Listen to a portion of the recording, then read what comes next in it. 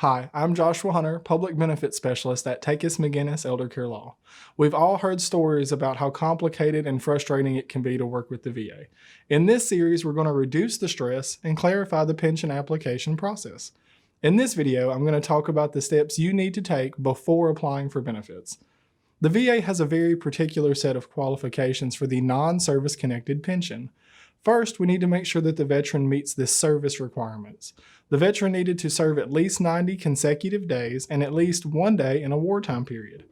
It's easy to find the list of wartime periods online.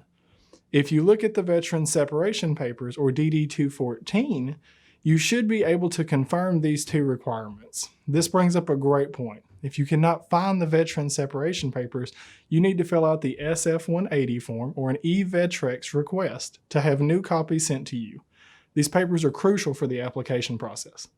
The VA also has financial requirements. In the most recent rule change, the VA has set up direct limits for veterans and their families. The bright line limit for assets is $127,000.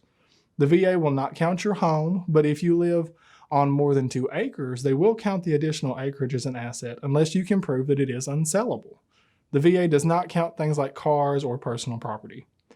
When gathering your verifications for the VA, you need to make sure that you account for every asset in the veteran's names and the spouse's name. That includes, but is not limited to, bank accounts, saving accounts, IRAs, and accounts that grow interest, income sources, life insurance, annuities, stocks and deeds, for land, and anything else other than the homestead.